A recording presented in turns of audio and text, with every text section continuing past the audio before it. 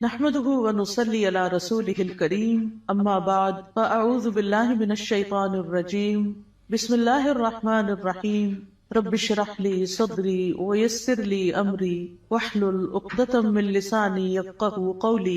قرآن مجید کا آغاز سورۃ الفاتحہ سے ہوتا ہے جو قرآن مجید کی سب سے افضل سورت ہے۔ نبی صلی اللہ علیہ وسلم کسی سفر میں تھے تو ایک آدمی آپ کے پاس اترا۔ وہ کہتا ہے کہ نبی صلی اللہ علیہ وسلم نے اس کی طرف متوجہ ہو کر فرمایا، کیا میں تمہیں قرآن کے افضل حصے کے بارے میں نہ بتاؤں؟ پھر آپ صلی اللہ علیہ وسلم نے اس پر الحمدللہ رب العالمین کی تلاوت کی۔ سورۃ الفاتحہ ایک بے مثال سورت ہے۔ رسول اللہ صلی اللہ علیہ وسلم نے فرمایا، اللہ عز و جل نے ام القرآن فاتحہ جیسی سورت نہ تو تورات میں نازل فرمائی اور نہ ہی انجیل میں، اور یہی سبع مثانی ہے، اور اللہ تعالیٰ فرماتے ہیں کہ یہی سورت میرے اور میرے بندے کے درمیان تقسیم شدہ ہے، اور میرے بندے کو وہی ملے گا جو وہ مانگے گا۔ اعوذ باللہ من الشیطان الرجیم بسم اللہ الرحمن الرحیم۔ اللہ کے نام سے ابتدا جو بہت مہربان نہایت رحم فرمانے والا ہے۔ قرآن مجید کی جب ابتدا کی جاتی ہے، آغاز کیا جاتا ہے، تو سب سے پہلے تعوذ پڑھا جاتا ہے کہ میں اپنے آپ کو اللہ کی پناہ میں دیتی ہوں شیطان مردود سے بچنے کے لیے۔ شیطان مردود کبھی بھی نہیں چاہتا کہ انسان سیدھے راستے کی طرف چلے، اور قرآن کا راستہ ہی سیدھا راستہ ہے۔ نبی صلی اللہ علیہ وسلم کا دیا ہوا راستہ ہی دراصل سیدھا راستہ ہے، لیکن شیطان کبھی بھی یہ نہیں چاہتا کہ ہم اس قرآن سے ہدایت پائیں۔ اسی طرح جب ہم اعوذ باللہ پڑھتے ہیں تو اس کا ایک صیغہ اعوذ بکلمات اللہ بھی ہے، یعنی ایک تو ہے اعوذ باللہ اور ایک ہے اعوذ بکلمات اللہ، کہ میں اللہ تعالیٰ کے سارے کلمات کے ساتھ اللہ کی پناہ میں اپنے آپ کو دیتی ہوں۔ کیونکہ آپ دیکھیے کہ اللہ سبحانہ تعالیٰ کی جو مختلف مخلوقات ہیں ان میں سے یعنی شیاطین تو بری مخلوق ہیں، لیکن اس کے ساتھ ساتھ فرشتے جو ہیں وہ اچھی مخلوق ہیں۔ تو انسان کو ایک طرف جہاں شیطان بہکاتا ہے تو وہاں دوسری طرف فرشتہ اس کے دل میں اچھا خیال بھی ڈالتا ہے، اور فرشتے جو ہیں وہ ہمارا دفاع بھی کرتے ہیں۔ تو اس لیے اللہ سبحانہ تعالیٰ کی مدد کے ساتھ قرآن کا آغاز کرنا چاہیے۔ بسم اللہ الرحمن الرحیم سے اللہ کا نام لے کر جو کہ بہت مہربان نہایت رحم فرمانے والا ہے۔ الحمدللہ رب العالمین الرحمن الرحیم مالک یوم الدین ایاک نعبد و ایاک نستعین۔ سب تعریف اللہ تعالیٰ کے لیے ہے جو تمام جہانوں کا رب ہے، نہایت مہربان ہے، بار بار رحم فرمانے والا ہے، بدلے کے دن کا مالک ہے۔ ہم صرف تیری ہی عبادت کرتے ہیں اور صرف تجھ ہی سے مدد چاہتے ہیں۔ سورۃ الفاتحہ کی اہمیت کی ایک وجہ یہ بھی ہے کہ یہ سب سے زیادہ نفع مند دعا پر مشتمل ہے۔ ابن تیمیہ کہتے ہیں کہ جب میں نے غور کیا کہ سب سے نفع مند دعا کون سی ہے تو بس وہ اللہ کی رضا کے کاموں پر مدد مانگنے کی دعا ہے کہ اللہ اپنی پسند کے کاموں پر ہماری مدد فرما۔ پھر میں نے سورۃ فاتحہ کی اس آیت ایاک نعبد و ایاک نستعین میں اس دعا کو پا لیا، اور اس میں دراصل انسان اللہ کی عبادت کی بات کرتا ہے کہ اللہ میں تیرا بندہ ہوں، تیری عبادت کرتا ہوں، تیری عبادت کرنا چاہ رہا ہوں۔ اور جیسا کہ آئندہ رمضان آ رہا ہے تو اس میں ہم عام دنوں سے زیادہ انشاءاللہ اللہ تعالیٰ کی عبادت کریں گے۔ تو یہ عبادت جو ہے یہ اللہ سبحانہ تعالیٰ کی محبت کا نام ہے، یعنی عبادت کے 3 ارکان ہوتے ہیں، جن میں سب سے پہلا رکن جو ہے کمال درجے کی محبت ہونا۔ والذین آمنوا اشد حبا للہ، وہ لوگ جو ایمان لائے اللہ کی محبت میں سب سے زیادہ شدید ہوتے ہیں۔ دوسری بات یہ ہے کہ کامل درجے کی امید ہونا، وَيَرْجُونَ رَحْمَتَهُ، کہ وہ اس کی رحمت کی امید رکھتے ہیں۔ اور تیسرے اللہ تعالیٰ کا کامل خوف ہونا، یعنی یہ 3 چیزیں انسان کے اندر ہوں تو انسان عبادت گزار ہوتا ہے۔ اللہ کی محبت، اللہ کا خوف اور اللہ سے امید بھی۔ اور اللہ تعالیٰ کے علاوہ کسی اور کی عبادت کرنا جائز نہیں، اور عبادت اللہ کا حق ہے۔ اور ایاک نستعین کا مطلب ہے کہ ہم تجھ سے مدد چاہتے ہیں۔ تو جب نبی صلی اللہ علیہ وسلم نے فرمایا کہ جب تم مانگو تو اللہ سے مانگو، اور جب تم مدد چاہو تو اللہ سے مدد چاہو، کیونکہ دراصل اللہ ہی ہر چیز پر قادر ہے اور وہی انسان کو مدد دے سکتا ہے۔ جہاں تک اللہ عز و جل کی مخلوق کے علاوہ صرف اللہ سے مدد طلب کرنا ہے تو یہ اس لیے کیونکہ بندہ اکیلا اپنے فائدوں کے حصول اور اپنے نقصانوں کو ہٹانے سے عاجز ہے. یعنی اگر میں چاہوں کہ میں اکیلی ہی اپنے فائدے حاصل کر لوں یا جو بھی کوئی نقصان دہ چیز ہے یا تکلیف دہ چیز ہے اس سے چھٹکارا پا لوں تو یہ میرے بس کی بات نہیں ہے. کیونکہ انسان کی دین کی مصلحتیں ہوں یا دنیا کی فائدے کی چیزیں ہوں، اللہ کے سوا اس کی مدد کوئی بھی نہیں کر سکتا. اور جس کی مدد اللہ کرے اسی کو مدد حاصل ہوتی ہے، اور جس کو اللہ چھوڑ دے اس کی پھر کوئی مدد کرنے والا نہیں ہوتا، وہ بے یار و مددگار ہو جاتا ہے. اسی لیے ہم کہتے ہیں لا حول ولا قوت الا باللہ، کہ کوئی توفیق نہیں مل سکتی، کوئی قوت نہیں ہوتی مگر اللہ کے ساتھ. یعنی ہمارا حال بدل نہیں سکتا، یعنی حول حال سے بھی ہے، یعنی لا حول حال کی کوئی تبدیلی نہیں ہو سکتی، ایک حال سے دوسرے حال میں ہم نہیں جا سکتے، اور ہمارے اندر کوئی قوت بھی نہیں ہے مگر یہ کہ اللہ ہی کی دی ہوئی قوت اور اللہ ہی کی دی ہوئی طاقت سے انسان کے حالات تبدیل ہو سکتے ہیں. یعنی ہماری زندگیوں میں کئی مسائل ہوتے ہیں، کبھی بچوں کے مسائل، کبھی رشتہ داروں کے مسائل، کبھی اور مالی مسائل، یعنی کئی طرح کی چیزیں انسان کو پریشان کرتی رہتی ہیں. لیکن انسان کی اس ساری حالت کو کوشش کے باوجود بھی بعض اوقات خود سے انسان یا دوسرے لوگ، ہمارے ماں باپ، ہمارے شوہر، ہمارے بچے مل کے اس کو تبدیل نہیں کر سکتے. آپ نے دیکھا ہوگا جب انسان پریشان ہوتا ہے تو کبھی کسی کے پاس جاتا ہے، کبھی کسی سے دکھ بیان کرتا ہے، کبھی کسی سے مشورہ کرتا ہے، لیکن ساری باتیں کر کے چھوڑ دیتے ہیں، ہوتا ہوا تھا کچھ نہیں. ایسے میں انسان کو ٹھیک ہے مشورہ کر لینا چاہیے، مدد لینی چاہیے، لیکن اللہ سبحانہ وتعالیٰ سے ہی اصل میں مدد لینی چاہیے اور خوب خوب دعائیں کرنی چاہیے. اور اگر یہ کلمہ بھی بار بار انسان پڑھتا رہنا، ایاک نعبد و ایاک نستعین، کہ صرف تیری ہم عبادت کرتے ہیں اور تجھ سے ہم مدد چاہتے ہیں، تو انشاءاللہ اللہ کی مدد آئے گی. بندہ کس کس کام میں اللہ کی مدد کا محتاج ہے؟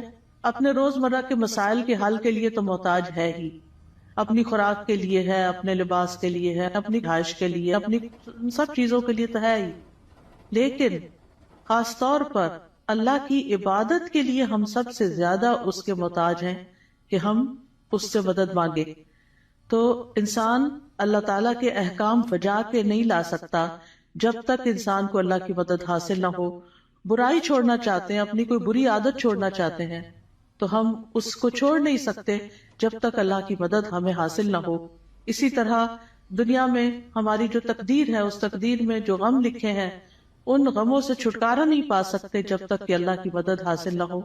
تو اس لیے بہت ضروری ہے کہ ہم دنیا کے معاملات میں بھی اللہ کی مدد لیں، اور پھر موت کے وقت، یعنی موت کے وقت کی جو سختیاں ہیں اور قیامت اور برزخ یعنی قبر کے عذاب اور قبر سے متعلق جو مشکلات ہیں اور قیامت کے دن کی جو ہولناکیاں ہیں، ان سب میں بھی ہمیں اللہ سے مدد لینی چاہیے.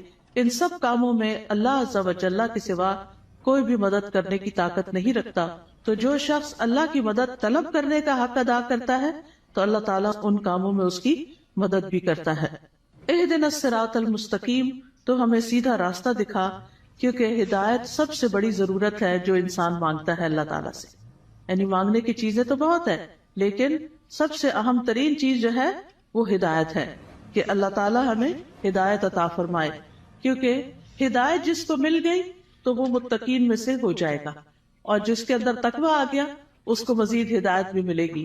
اور جو متقین میں سے ہو جائے گا تو من یتق اللہ یجعل لہ مخرجا ویرزقہ من حیث لا یحتسب، جو اللہ سے ڈرے گا وہ اس کے لیے نکلنے کا کوئی راستہ بنا دے گا اور اسے وہاں سے رزق دے گا جہاں سے وہ گمان بھی نہیں کرتا ہوگا، یعنی جہاں سے وہ سوچ بھی نہیں سکتا. تو اس لیے انسان کو ہدایت کی ضرورت ہے اور ہدایت اللہ سے مانگتے ہی رہنا چاہیے. آپ دیکھیے کہ حیرانی کی بات ہے کہ دن میں 5 نمازوں کی ہر رکعت میں ہم سورۃ فاتحہ پڑھتے ہیں. سورۃ فاتحہ کے اندر ہم اللہ سے ہدایت ہی مانگتے رہتے ہیں کہ اللہ تو ہمیں ہدایت دے دے، ہمیں ہدایت دے دے. یعنی انسان کو مل بھی جائے تو بھٹکنا بڑا آسان ہوتا ہے، دل کا ٹیڑھا ہونا بڑا آسان ہوتا ہے. تو اس لیے بہت ضروری ہے کہ ہم سب دل لگا کے یہ دعا کرتے رہیں.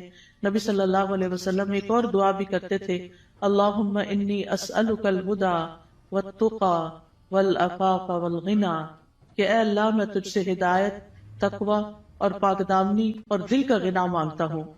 اسی طرح ایک اور دعا ہے، اللہم اہدنی وسددنی، اے اللہ تو مجھے ہدایت عطا فرما اور سیدھا رکھ، یعنی درست رکھ کہ ادھر ادھر نہ ہو جاؤ۔ اسی طرح نبی صلی اللہ علیہ وسلم تہجد کے وقت اللہ تعالیٰ سے سیدھے رستے کی ہدایت کی دعا مانگتے تھے، اور اپنی تہجد کی نماز شروع ہی اس دعا سے کرتے تھے، اللہم رب جبریل و میکائیل و اسرافیل فاطر السماوات والارض عالم الغیب والشہادۃ انت تحکم بین عبادک فیما کانوا فیہ یختلفون اللہم اہدنی لما اختلف فیہ من الحق انک تہدی من تشاء الی صراط مستقیم۔ اے اللہ، جبریل، میکائیل اور اسرافیل کے رب، آسمانوں اور زمین کے پیدا کرنے والے، ہر غیب اور حاضر کو جاننے والے، تو اپنے بندوں میں ان چیزوں کا فیصلہ کرے گا جن میں وہ اختلاف کرتے ہیں۔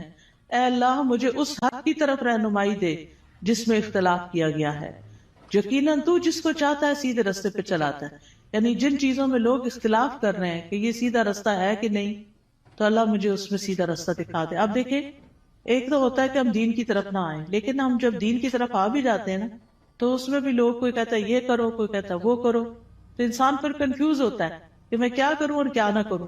تو ایسے میں جہاں بھی اختلاف ہو، بہتر یہی ہے کہ انسان اللہ سے اس میں صحیح رہنمائی کی دعا مانگے۔ یعنی دو لوگوں کے بیچ میں کوئی مس انڈرسٹینڈنگ، کوئی اختلاف ہو جاتا ہے، ہر انسان کیا سمجھتا ہے میں ٹھیک ہوں، اور وہ اپنا نقطہ نظر جو ہے یا اپنا پوائنٹ آف ویو جو ہے وہ بہت شدت کے ساتھ بیان کرتا ہے، لیکن اصل بات یہ ہے کہ انسان اللہ سبحانہ تعالیٰ سے جب مدد مانگتا ہے کہ اللہ اس اختلاف میں مجھے ہدایت دے، تو ہی سیدھے رستے پر ہوتا ہے۔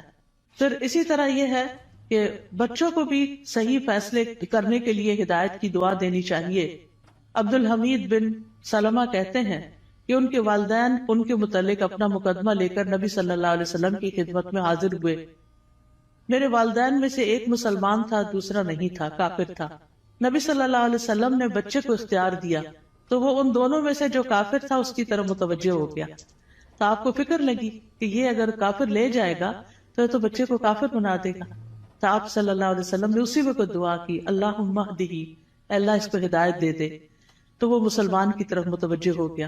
تو پھر آپ نے فیصلہ اس کے حق میں کیا، کیونکہ آپ خود سے نہیں اس بچے کو کہہ سکتے تھے یا خود سے دے نہیں سکتے تھے، وہ بچے کی چوائس پر تھا کہ وہ کدھر جانا چاہتا ہے۔ تو آپ نے اس کے لیے دعا شروع کر دی۔ اس سے پتہ چلتا ہے کہ زندگی کے چھوٹے چھوٹے معاملات میں آپ لوگوں کی فکر کتنی کرتے تھے، ان کے لیے دعائیں کیسی کرتے تھے، اور سب سے زیادہ تو ان کی ہدایت اور ان کی آخرت کی فکر۔ پھر اسی طرح یہ ہے صراط الذین انعمت علیہم، راستہ ان لوگوں کا جن پر تو نے انعام کیا۔ یعنی ہم سیدھا راستہ تو مانگتے ہیں، لیکن ہمیں یہ نہیں پتا کہ وہ کیسے پتا چلے گا، کون سا ہمارے لیے نمونہ ہے، کن لوگوں کو ہم فالو کریں۔ کیونکہ پڑھی ہوئی چیزیں، سنی ہوئی چیزیں انسان جب کرنے لگتا ہے تو طریقہ فرق ہو جاتا ہے، لیکن جب کسی کو کرتے ہوئے دیکھتا تو آسانی ہو جاتی۔ اس کی مثال ایسے ہی ہے کہ جیسے آپ اگر کسی سے ریسیپی پوچھتے ہیں کہ میں یہ فلاں چیز کیسے بناؤں، تو آپ نے دیکھا ہوگا جیسے آلو گوشت ہے مثال کے طور، تو ہر گھر کے بنانے کا طریقہ فرق، اور ہر ایک ٹائم بھی فرق لیتا ہے۔ کوئی جلدی سے بنا کے رکھ دیتا ہے، کوئی آہستہ آہستہ بناتا ہے، کوئی ایک طریقے سے، کوئی دوسرے طریقے سے۔ تو اب اگر آپ صرف ریسیپی پوچھیں گے تو ہو سکتا ہے کوئی چیز مس ہی کر دے اس میں سے۔ تو جب آپ کسی کو بناتے ہوئے دیکھیں گے، صرف ایک دفعہ دیکھنے کی ضرورت ہے، تو آپ کو بہت آسان ہو جائے گا وہ کام کرنا۔ کوئی بھی چیز ہو، جب آپ کسی کو کرتے ہوئے دیکھتے ہیں تو وہ آسان ہو جاتی۔ زبانی ایکسپلین کر کر کے انسان کہیں نہ کہیں غلطی کر جاتا ہے، کچھ نہ کچھ مس کر جاتا ہے۔ اور آج اہدنا الصراط المستقیم پہ بات ہونی تھی، تو اللہ نے ہمیں وہ گما کے آئے ہیں تو پتہ چلے کہ اگر ایک ٹرن بھی زندگی میں الٹا لیتے ہیں، کہیں غلط فیصلہ کرتے ہیں، تو کہیں سے کہیں پہنچ جاتے ہیں، بالکل ہی یعنی قریب آنے کی بجائے اور دور نکل جاتے ہیں، صرف ایک ٹرن اگر غلط لے لیں آپ۔ تو اسی طرح زندگی میں ہم صحیح جا رہے ہوتے ہیں، کہیں کوئی بیچ میں آ کے ہمیں کوئی غلط بات بتا دیتا ہے، ہم اس کے پیچھے لگ جاتے ہیں، اصل راستے کو چھوڑ کے چل بھائی وہ کہیں سے کہیں پہنچ گئے، تو وہ اللہ سے تو دور کر دیتا ہے نا انسان کو۔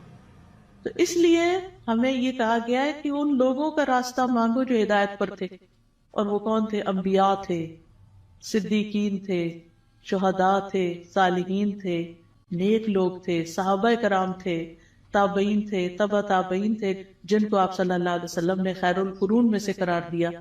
تو کتنا ضروری ہے کہ ہم ان لوگوں کی زندگیوں کے بارے میں پڑھیں، وہ کیا کرتے تھے. ہم آج کے لوگوں کو رول ماڈل بنا لیتے ہیں، وہ بیچارے تو خود بعض اوقات نہیں سمجھتے کہ انہیں کیا کرنا چاہیے. تو اصل رول ماڈل جو ہیں ہمارے وہ صحابہ کرام ہیں، صحابیات ہیں، کہ انہوں نے نمازیں کیسے پڑھی، ان کے روزے تہجد کیسے تھے، ان کا صدقہ خیرات کیسا تھا، ان کے لوگوں سے معاملات کیسے تھے، ان کی خوشی اور ناراضگی کیسی تھی. تو اگر ہم ان چیزوں کے بارے میں پڑھتے رہیں گے، جانتے رہیں گے، تو آپ دیکھیں گے کہ بہت سی چیزیں درست ہو جائے گی. یعنی اپنی غلطیاں بھی نظر آئیں گی اور جو اچھے کام ہیں وہ بھی. اور ان کی زندگی کے واقعات اور حالات بہت موٹیویشنل بھی ہوتے ہیں. یعنی اگر آپ صحابہ کی کہانیاں پڑھیں تو انسان روئے بغیر رہ نہیں سکتا. مجھے یاد ہے جب میں نے ہائی اسکول ختم ہی کیا تھا تو چھٹیاں تھی کافی ساری، تو اس میں میں نے بکس پڑھنی شروع کر دی. اور سب سے زیادہ مجھے جن بکس نے انسپائر کیا وہ اسی طرح کی لائف سٹوریز تھیں. یعنی جو بڑے لوگوں کی کہانیاں اور نیک لوگوں کی کہانیاں. اس میں ہم کہتے ہیں اچھا یہ لوگ اس طرح کر سکتے ہیں تو ہم نہیں کر سکتے، یہ بھی تو اسی دنیا میں رہتے ہیں. تو اس سے پھر انسان کو انسپریشن بہت ملتی ہے. تو یہاں بھی اللہ تعالیٰ نے جو سیدھا رستہ بتایا ہے وہ ان لوگوں کا رستہ اختیار کرنے کے لیے کہا ہے کہ جن پر اللہ نے انعام کیا، ان کا نہیں جن پر اللہ تعالیٰ غضبناک ہوا، اور نہ ان کا جو پٹکے ہوئے ہیں. پھر ہے سورۃ البقرہ. سورۃ البقرہ جو ہے وہ قرآن کی کوہان ہے. نبی صلی اللہ علیہ وسلم نے فرمایا ہر چیز کی ایک کوہان ہوتی ہے، یعنی اونچا حصہ ہم، اور قرآن کی کوہان سورۃ البقرہ ہے. اور جب شیطان سورۃ البقرہ کی تلاوت سنتا ہے تو وہ اس گھر سے نکل جاتا ہے جس میں سورۃ البقرہ کی تلاوت کی جا رہی ہو. اس کو پڑھنا باعث برکت ہے اور اس کو چھوڑنا باعث حسرت ہے. رسول اللہ صلی اللہ علیہ وسلم نے فرمایا سورۃ البقرہ پڑھا کرو، کیونکہ اس کا پڑھنا باعث برکت ہے، چھوڑنا باعث حسرت ہے، اور اس کے پڑھنے والے پر جادوگر قدرت نہیں پا سکتے. یعنی ایسے لوگ جادو سے محفوظ رہتے ہیں جو سورۃ البقرہ پڑھتے رہتے ہیں. اب اس کا طریقہ کیا ہے؟ کیونکہ لوگ پوچھتے ہیں کہ اچھا پھر کیسے پڑھیں. ایک تو یہ ہے کہ ایک ہی دن میں ساری پڑھیں، اور کیسے بہت سارے لوگ ہوتے ہیں جو روز سورۃ البقرہ پڑھتے ہیں. اور ایک یہ ہے کہ ایک ایک سپارہ کر کے آپ روز پڑھ لیں. ایک یہ ہے کہ ربع ربع ربع ربع کر کے آپ اس کو، یعنی کہ 8 اور 10 دن لگ جاتے ہیں تقریباً اس طرح، تو مہینے میں 3 دفعہ ہو جائے گی. ایک یہ ہے کہ روزانہ آپ ایک صفحہ پڑھ لیں، اور جب تک وہ صفحے سارے ختم نہیں ہوتے تو وہ اس طرح روزانہ آپ یعنی یا نماز میں یا دیکھ کے یعنی پڑھتے رہیں. یعنی سورۃ البقرہ کے ساتھ اپنا تعلق قائم رکھیں تو اس کا فائدہ یہ ہوگا کہ جادوگر اثر نہیں کر سکیں. کیونکہ جن لوگوں پہ کوئی جادو کی شکایت ہوتی ہے نا، جب وہ بےچارے ایک دفعہ اپنا توڑ کر آتے ہیں، جب ان کو پتہ چلتا ہے توڑ ہو گیا تو دوبارہ کر دیتے ہیں، پھر دوبارہ کر دیتے ہیں. تو اس لیے پروٹیکشن بڑی ضروری ہوتی ہے، اور سورۃ البقرہ جو ہے اسی میں سے ہے. ابو ہریرہ رضی اللہ عنہ سے روایت ہے کہ رسول اللہ صلی اللہ علیہ وسلم نے فرمایا تم اپنے گھروں کو قبرستان نہ بناؤ، کیونکہ شیطان اس گھر سے بھاگ جاتا ہے جس گھر میں سورۃ البقرہ کی تلاوت کی جاتی ہے. پھر آیت نمبر 1 ہے سورۃ البقرہ کی، الف لام میم ذالک الکتاب لا ریب فیہ ھدی للمتقین. یہ کتاب ہے جس میں کوئی شک نہیں، ہدایت ہے متقی لوگوں کے لیے. قرآن جو ہے وہ شکوک و شبہات سے پاک کتاب ہے، یعنی ایسے علم پر مبنی ہے جو یقینی ہے، جو سب سے سچی بات ہے، اس کی ہر بات ہی سچی ہے. کون ہے متقین؟ الذین یؤمنون بالغیب ویقیمون الصلاۃ ومما رزقناہم ینفقون. جو غیب پر ایمان لاتے ہیں، نماز قائم کرتے ہیں، اور جو رزق ہم نے ان کو دیا ہے اس میں سے وہ خرچ کرتے ہیں. تو ایمان بالغیب جو ہے یہ دل سے تعلق رکھتا ہے. نماز قائم کرنا جسم کا حصہ ہے، اور مما رزقناہم ینفقون مال کا حصہ ہے، یعنی حقوق العباد کی ادائیگی. انسان اندر سے بھی اچھا ہو، انسان باہر سے بھی اللہ کی عبادت کرے، اور انسان اللہ کے بندوں اور اللہ کی مخلوق کے ساتھ بھی اچھا سلوک کرے. پھر فرمایا والذین یؤمنون بما انزل الیک وما انزل من قبلک وبالآخرۃ ھم یوقنون. اور وہ جو ایمان لاتے ہیں اس پر جو آپ پر نازل کیا گیا اور جو آپ سے پہلے نازل کیا گیا، اور وہ آخرت پر یقین رکھتے ہیں. یعنی متقی وہ لوگ ہوتے ہیں، اس کتاب سے ہدایت حاصل کرنے والے لوگ وہ ہوتے ہیں کہ جو اللہ کی طرف سے آئی ہوئی چیزوں پر ایمان رکھتے ہیں، اور جو چیزیں نبی صلی اللہ علیہ وسلم سے پہلے اتاری گئی تھی ان پر بھی ایمان رکھتے ہیں، اور وہ آخرت پر پکا یقین رکھتے ہیں. تو نبی صلی اللہ علیہ وسلم پر نازل شدہ وحی جو ہے اس پر ایمان لانا ضروری ہے. قرآن مجید میں آتا ہے وَأَنزَلَ اللَّهُ عَلَيْكَ الْكِتَابَ وَالْحِكْمَةَ وَعَلَّمَكَ مَا لَمْ تَكُنْ تَعْلَمْ وَكَانَ فَضْلُ اللَّهِ عَلَيْكَ عَظِيمًا. اللہ نے آپ پر کتاب و حکمت نازل کی ہے اور آپ کو وہ کچھ سکھایا جو آپ نہیں جانتے تھے، اور یہ آپ پر اللہ کا بہت ہی بڑا فضل ہے کہ اللہ تعالیٰ نے آپ کو فائدے کی سب چیزیں سکھا دی ہیں. یاد رکھیے حدیث بھی قرآن کی طرح نازل ہوتی تھی. وَمَا يَنطِقُ عَنِ الْهَوَىٰ إِنْ هُوَ إِلَّا وَحْيٌ يُوحَىٰ. وہ اپنی خواہش نفس سے کچھ نہیں کہتے، وہ تو صرف وحی ہے جو نازل کی جاتی ہے. حسان بن عطیہ کہتے ہیں کہ جبریل علیہ السلام نبی صلی اللہ علیہ وسلم کے پاس سنت لے کر اترتے تھے. جس طرح آپ کو قرآن سکھاتے اسی طرح سنت کی تعلیم دیتے تھے. قرآن جو تھا وہ لکھا جاتا تھا، یعنی قرآن جو تھا وہ آپ سنتے تھے اور پھر صحابہ کو لکھوا دیتے تھے، جبکہ سنت جو ہے وہ چونکہ زیادہ تر پریکٹس کی چیز ہے، عمل کی چیز ہے، تو وہ آپ اس چیز پر عمل کر لیتے تھے. نبی صلی اللہ علیہ وسلم نے ہمیں بھی تلقین کی ہے کہ ہم اس قرآن و سنت کو مضبوطی سے پکڑے رکھیں. رسول اللہ صلی اللہ علیہ وسلم نے فرمایا میں تم میں دو چیزیں چھوڑے جا رہا، تم ہرگز گمراہ نہیں ہوگے جب تک ان دونوں کو مضبوطی سے نہ تھام لو. ایک اللہ کی کتاب اور دوسرے اس کے نبی کی سنت ہے. وَبِالْآخِرَةِ هُمْ يُوقِنُونَ. اور آخرت پر وہ یقین رکھتے ہیں. یقین کا معنی جو ہے وہ ایسا ایمان ہے جس کی طرف شک داخل، یعنی اتنا پکا کہ جیسے انسان اپنی آنکھوں سے کوئی چیز دیکھ رہا ہوتا ہے تو اس پر یقین ہوتا ہے کہ میں کوئی جھوٹ نہیں دیکھ رہا، مجھے حقیقت ہے. یقین جو ہے یہ علم کا سب سے اونچا درجہ ہے. یعنی یہ نہیں کہا آخرت کا علم رکھتے ہیں، آخرت کو جانتے ہیں، نہیں، اس پر پکا یقین رکھتے ہیں، ایمان رکھتے ہیں. تو یقین کے فائدے کیا ہوتے ہیں؟ یقین کا فائدہ یہ ہوتا ہے کہ انسان کے لیے عمل آسان ہو جاتا ہے. انسان کو اللہ تعالیٰ سے یقین مانگنا چاہیے. ابو بکر رضی اللہ عنہ دعا میں یہ کلمات کہتے تھے اللہم ہب لی ایمانا و یقینا و معافاتا و نیتا. اے اللہ مجھے ایمان اور یقین اور عافیت اور اچھی نیت عطا فرما. اولئک علی ھدی من ربہم واولئک ھم المفلحون. یہی لوگ اپنے رب کی طرف سے ہدایت پر ہیں اور یہی لوگ دراصل فلاح پانے والے ہیں. اس کے بعد فرمایا بے شک وہ لوگ جنہوں نے کفر کیا ان کے لیے برابر ہے کہ آپ انہیں ڈرائیں یا نہ ڈرائیں، وہ ایمان نہیں لائیں گے. اللہ نے ان کے دلوں اور ان کے کانوں پر مہر لگا دی ہے اور ان کی آنکھوں پر پردہ ہے اور ان کے لیے بہت بڑا عذاب ہے. گناہ جب دل پہ پے در پے آتے ہیں تو دل کو بند کر دیتے ہیں، اور جب اسے بند کر دیتے ہیں تو اللہ کی طرف سے ٹھپا اور مہر لگ جاتی، پھر ایمان اندر نہیں داخل ہوتا. اس لیے پھر انسان کا کفر سے چھٹکارا پانے کا کوئی رستہ نہیں رہ جاتا. ختم اللہ علی قلوبہم. اور پھر کان بھی نہیں سنتے اور آنکھیں بھی نہیں دیکھتی، کہیں سے بھی عبرت نہیں ہوتی. انسان ایسے ہی جانوروں کی طرح زندگی گزار کر پھر اللہ کے پاس چلا جاتا ہے اور وہاں جا کر بہت بڑے عذاب کا سامنا کرتا ہے. اس کے بعد ایک تیسرے گروہ کی بات کی گئی اور وہ ہے منافقوں کا گروہ. وَمِنَ النَّاسِ مَن يَقُولُ آمَنَّا بِاللَّهِ وَبِالْيَوْمِ الْآخِرِ وَمَا هُمْ بِمُؤْمِنِينَ. لوگوں میں سے کچھ ایسے بھی ہوتے ہیں جو کہتے ہیں ہم اللہ اور یوم آخرت پر ایمان لائے، حالانکہ وہ مومن نہیں ہوتے. وہ اللہ کو دھوکہ دیتے ہیں اور ان لوگوں کو جو ایمان لائے، اور نہیں وہ دھوکہ دیتے مگر اپنے آپ ہی کو، اور وہ اس کا شعور نہیں رکھتے. فی قلوبہم مرض فزادہم اللہ مرضا ولہم عذاب علیم بما کانوا یکذبون. ان کے دلوں میں ایک بیماری ہے تو اللہ نے ان کی بیماری کو اور زیادہ کر دیا اور ان کے لیے دردناک عذاب ہے، اس لیے کہ وہ جھوٹ بولتے تھے. تو یہ کون سی بیماری ہے؟ یہ دنیا کی محبت کی بیماری ہے.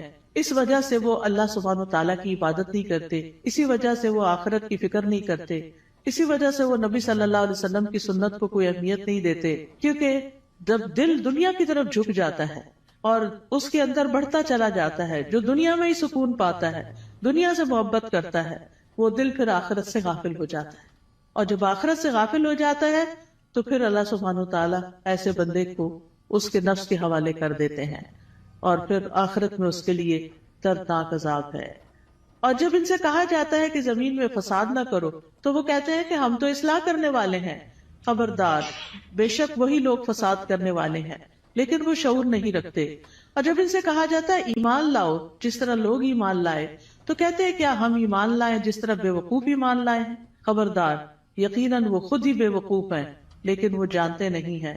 اور جب ان لوگوں سے ملتے ہیں جو ایمان لائے تو کہتے ہیں ہم ایمان لائے، اور جب اپنے شیطانوں کے پاس تنہا ہوتے ہیں تو کہتے ہیں یقیناً ہم تو تمہارے ساتھ ہیں، ہم تو صرف مذاق کرنے والے ہیں. یعنی ایسے لوگ ہر ایک سے بنا کے رکھنے کی فکر کرتے ہیں اور کسی کو اس لیے ناراض نہیں کرنا چاہتے کہ ان سے پھر کوئی دنیا کا نقصان نہ ہو جائے. لیکن حقیقت یہ ہے کہ یہ لوگ دین کا مذاق اڑاتے ہیں اور دین کے ساتھ نان سیریس رویہ اختیار کرتے ہیں. تو اس لیے اللہ یستہزئ بہم، جیسے یہ عمل کرتے ہیں ویسے ہی ان کی جزا ہے. اللہ بھی ان سے مذاق کرتا ہے اور انہیں ان کی سرکشی میں مہلت دیے جا رہا ہے تو وہ بھٹکتے پھرتے ہیں.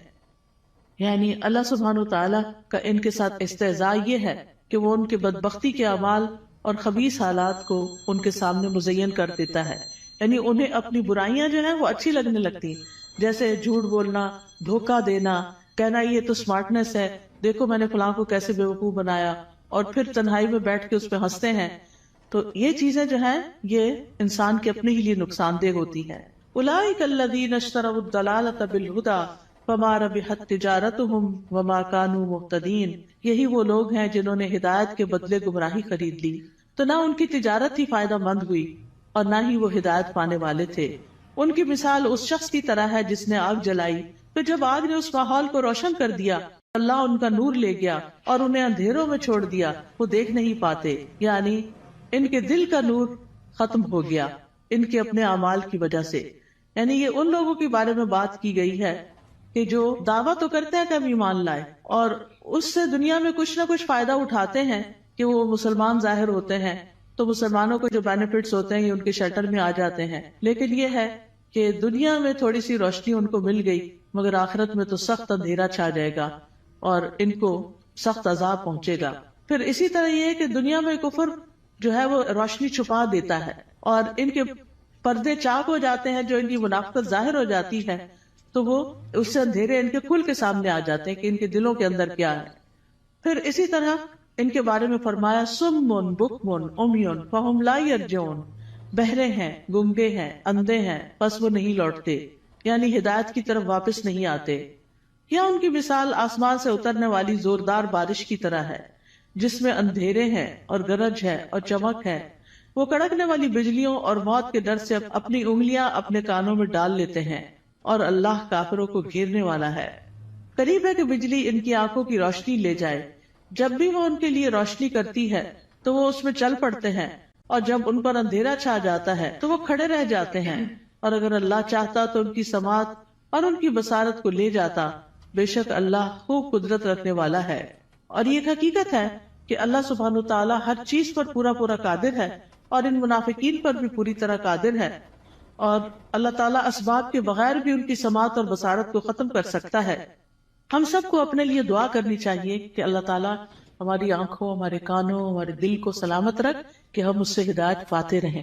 سنن ترمذی میں ایک دعا آئی ہے بڑی خوبصورت، وَمَتِّعْنَا بِأَسْمَاعِنَا وَأَبْصَارِنَا وَقُوَّاتِنَا أَبَدًا مَا أَحْيَيْتَنَا وَاجْعَلْهُ الْوَارِثَ مِنَّا، کہ اللہ ہمیں ہماری سماعت، ہماری بصارت، ہماری قوت سے فائدہ پہنچا اور اسے ہمارا وارث بنا دے.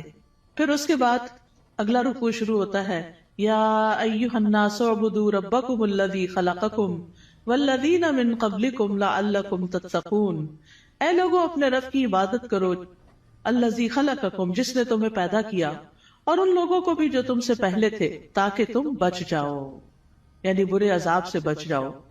تو عبادت کی بات پہلے بھی ہو چکی کہ ہمیں اللہ نے اپنی عبادت کے لیے پیدا کیا ہے اور عبادت میں انسان کو اللہ تعالیٰ سے شدید محبت بھی کرنی ہوتی ہے اور اس سے ڈرنا بھی ہوتا ہے اور اس سے امید بھی رکھنی ہوتی ہے. پھر فرمایا الذی جعل لکم الارض فراشا والسماء بناء وانزل من السماء ماء فاخرج به من الثمرات رزقا لکم فلا تجعلوا للہ اندادا وانتم تعلمون. وہ جس نے تمہارے لیے زمین کو فرش اور آسمان کو چھت بنایا اور آسمان سے پانی نازل کیا اور اس پانی سے تمہارے لیے پھل بطور رزق پیدا کیے، بس تم اللہ کے ساتھ کسی کو شریک نہ ٹھہراؤ حالانکہ تم جانتے ہو. اور اگر تمہیں اس قرآن میں شک ہے جو ہم نے اپنے بندے محمد پر نازل کیا صلی اللہ علیہ وسلم، تو اسی طرح کی ایک صورت تم بھی بنا لاؤ، اور اللہ کے سوا اپنے گواہوں یعنی مددگاروں کو بھی بلا لو اگر تم سچے ہو۔ فَإِن لَّمْ تَفْعَلُوا وَلَن تَفْعَلُوا فَاتَّقُوا النَّارَ الَّتِي وَقُودُهَا النَّاسُ وَالْحِجَارَةُ أُعِدَّتْ لِلْكَافِرِينَ، پھر اگر تم نے ایسا نہ کیا اور تم ہرگز نہ کر سکو گے تو بچو اس آگ سے جس کا ایندھن انسان اور پتھر ہے، جو کافروں کے لیے تیار کی گئی ہے، اور خوشخبری دے دیجئے ان لوگوں کو جو ایمان لائے اور انہوں نے نیک عمل کیے۔ تو خوشخبریاں کس کے لیے ہیں؟ گڈ نیوز کس کے لیے ہیں؟ جو ایمان لا کر اچھے کام کرتا ہو، کہ ان کے لیے ایسے باغات ہیں جن کے نیچے نہریں بہتی ہیں، جب انہیں ان باغوں میں سے کسی قسم کا پھل کھانے کو دیا جائے گا تو وہ کہیں گے یہ تو وہی ہے جو اس سے پہلے بھی ہم دیے گئے، اور انہیں اس سے ملتے جلتے پھل دیے جائیں گے۔ وہاں ان کے لیے پاک صاف بیویاں ہوگی، اور وہ ان باغات میں ہمیشہ رہنے والے ہیں، ہمیشہ کے لیے۔ یہ کتنی بہترین جزا ہے جو نیک عمل کرنے والوں کی ہے۔ معاذ بن جبل رضی اللہ عنہ کہتے ہیں کہ نیک عمل وہ ہوتا ہے جس میں 4 چیزیں ہوں۔ نمبر 1 علم کے ساتھ ہو کیا۔ نمبر 2 اچھی نیت ہو، کرنے کی نیت بھی اچھی ہونی چاہیے۔ نمبر 3 صبر کے ساتھ کرنا چاہیے، اور نمبر 4 اخلاص کے ساتھ کرنا چاہیے۔ تو جس عمل میں یہ سب چیزیں ہوں، صبر بھی ہو، نیت اچھی ہو، عمل انسان کا جو ہے وہ علم کے مطابق ہو، تو وہی شخص جو ہے وہ نیک ہے۔ وَأُتُوا بِهِ مُتَشَابِهًا، اور وہ جنت میں ملتے جلتے پھل دیے جائیں گے، یعنی جنت کے پھل اگرچہ ایک دوسرے سے ملتے جلتے ہوں گے لیکن ان کا ذائقہ بڑا مختلف ہوگا۔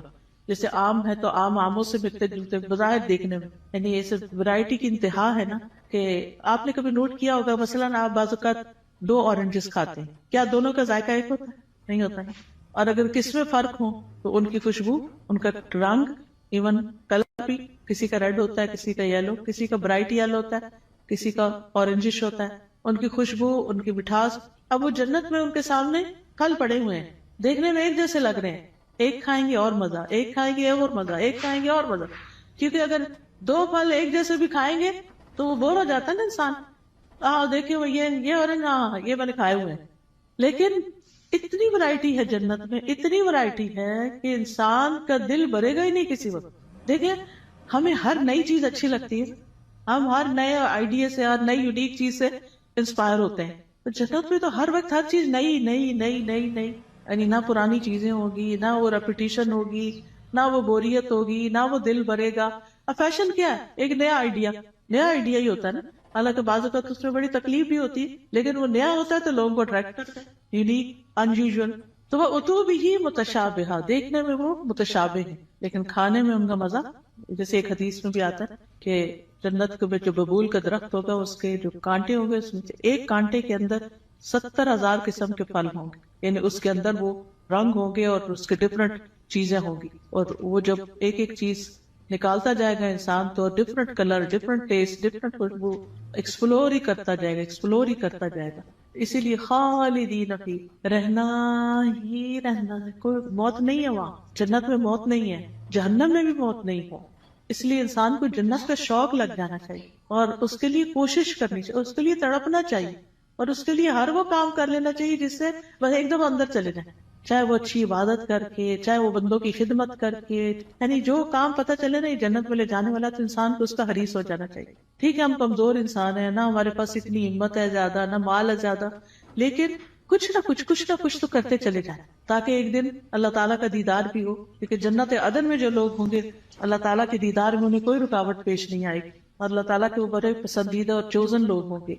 لیکن اس کے لیے اللہ کے راستے میں جہاد کرنا، جد و جہد کرنا، نکلنا، اپنے کمفرٹ زون سے باہر نکلنا، اپنا مال خرچ کرنا، اپنی جان لگانا، یہ چیزیں ہیں جس سے انسان جنت کا سودا کرتا ہے۔ ان اللہ اشتری من المؤمنین انفسهم واموالهم بان لهم الجنہ، اللہ نے بے شک خرید لی مومنوں سے ان کی جانیں اور ان کے مال، کیونکہ ان کے لیے جنت ہے۔ تو جنت حاصل کرنے کے لیے انسان کو کچھ دینا پڑتا ہے، اور وہ یہی دنیا کا وقت ہے، تھوڑا سا، یہ چند سال ہے، پتہ نہیں کب تک زندہ ہے کب تک نہیں۔ تو اللہ تعالیٰ سے دعا ہے کہ وہ ہمیں نیک اعمال کرنے کی توفیق عطا فرمائے۔ پھر بے شک اللہ اس سے نہیں شرماتا کہ وہ مادہ مچھر یا اس سے اوپر کسی چیز کی مثال بیان کرے. پھر جو لوگ ایمان لائے ہیں وہ جانتے ہیں کہ وہ ان کے رب کی طرف سے سچ ہے، اور جن لوگوں نے انکار کیا وہ کہتے ہیں اس مثال سے اللہ کی کیا مراد ہے. اللہ اس سے اکثر لوگوں کو گمراہ کرتا ہے اور اسی سے بہت سے لوگوں کو ہدایت بخشتا ہے، اور اس مثال سے گمراہ کرتا بھی ہے تو صرف فاسقوں کو. یعنی اللہ تعالیٰ جن لوگوں کو گمراہ کرتا ہے وہ اس لیے نہیں کرتا کہ اللہ چاہتا ہے یہ گمراہ ہو جائے، نہیں، اصل میں ان کے اندر ایسی کوئی علت ہوتی ہے کہ جو اس بات کا سبب بن جاتی ہے کہ اللہ تعالیٰ پھر اس بندے کو ہدایت کی بجائے الٹے رستے پہ چلا دیتا ہے. جیسے سورۃ الصف میں آتا ہے فَلَمَّا زَاغُوا أَزَاغَ اللَّهُ قُلُوبَهُمْ وَاللَّهُ لَا يَهْدِي الْقَوْمَ الْفَاسِقِينَ. پھر جب وہ ٹیڑھے ہو گئے تو اللہ نے ان کے دل ٹیڑھے کر دی. انسان سیدھا رستہ چھوڑ کے ٹیڑھے پہ جاتا ہے تو پھر اللہ تعالیٰ اس کو اسی کے حوالے کر دیتا ہے، اور اللہ نافرمان لوگوں کو ہدایت نہیں دیتا. تو جو لوگ رب کے حکم کو مان جاتے ہیں ان کو ہدایت کی تعلیم مل جاتی ہے اور وہ سیدھے رستے پہ چل پڑتے ہیں. اور پھر فاسق کون ہوتے ہیں؟ جو اللہ کے عہد کو اس کے مضبوط باندھنے کے بعد توڑ دیتے ہیں، اور جس چیز کا اللہ نے جوڑنے کا حکم دیا اس کو کاٹ ڈالتے ہیں، یعنی رشتہ داروں سے کاٹ لیتے ہیں اور زمین میں فساد کرتے ہیں. یہی لوگ دراصل نقصان اٹھانے والے ہیں.